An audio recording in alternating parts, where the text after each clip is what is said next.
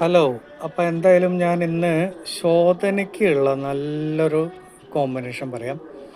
ശരിക്കും feeling light എന്ന് പറയുന്ന ഒരു പ്രൊഡക്റ്റ് നമ്മൾ ഉണ്ടാക്കിയിട്ടുണ്ട്. പക്ഷേ അതിലേക്ക് പോകാതെ വീട്ടിൽ പെട്ടെന്ന് നമുക്ക് എമർജൻസിയിൽ ചെയ്യാൻ പറ്റിയത് മലബന്ധം പ്രത്യേകിച്ച് വല്ലാണ്ട് ഡ്രൈ ആയിട്ട് പോകുന്നുണ്ടെങ്കിൽ അതിൽ നമ്മൾ ചെയ്യേണ്ടത് ഏകദേശം ഒരു 2 ടീസ്പൂൺ ത്രിഫല പൊടി നമുക്ക് കിട്ടും. ത്രിഫല ഇപ്പോൾ ഏതെങ്കിലും ആയുർവേദത്തിൽ നിന്ന് മേടിച്ചാലും മതി. ത്രിഫലേൻ്റെ പ്രത്യേകത എന്ന് പറഞ്ഞിട്ടുണ്ടെങ്കിൽ അത് ഒരു ശരീരത്തിലുള്ള വിഷത്തിനെ നിർവീര്യമാക്കാൻ, കുടലിൻ്റെ ശുദ്ധീകരണം, അങ്ങനെയുള്ള കുടൽ ആരോഗ്യം, വയറാരോഗ്യം, അങ്ങനെയുള്ള കാര്യങ്ങൾക്കൊക്കെ നല്ലതാണ്. അപ്പോൾ 1-2 ടീസ്പൂൺ ത്രിഫല എടുക്കുക. അത് കഴിഞ്ഞതിന് ശേഷം പെരിഞ്ജീരകം ശരിക്കും അത്യാവശ്യത്തിന് കുറച്ച് മധുരവും കാര്യങ്ങളുണ്ട്. അപ്പോൾ ഒരു ബാലൻസിങ് ആക്ടിന് നല്ലതാണ്. ആസിഡിറ്റിനെ കൺട്രോൾ ചെയ്യാൻ സൂപ്പർ സാധനമാണ്. അപ്പോൾ ആസിഡിക് ഇതുകൾ വല്ലാണ്ട് ഗ്യാസ് ട്രബിൾ കാര്യങ്ങളൊക്കെ അതിനെ കൺട്രോൾ ചെയ്യാൻ പെരിഞ്ജീരകം സൂപ്പറാണ്.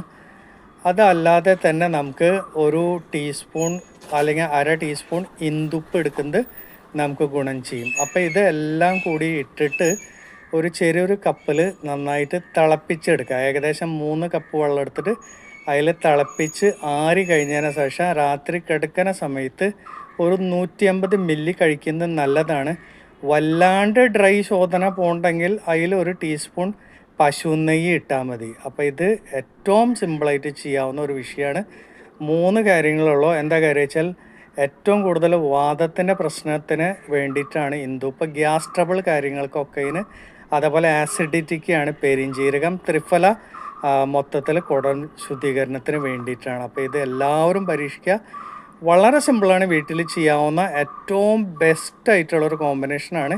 ഇനി ഒന്നായില്ലെങ്കിൽ നമുക്ക് ആ പ്രൊഡക്റ്റ് നേരിട്ട് നമുക്ക് മേടിക്കുക. അതിൽ ഏകദേശം 28 ഇൻഗ്രീഡിയൻസ് ഉണ്ട്. പക്ഷേ ഇത് സിമ്പിളായിട്ടുള്ളൊരു ടെക്നീക്കാണ്. അപ്പോൾ ഇതൊന്ന് പരീക്ഷിച്ച് നോക്കാം. താങ്ക്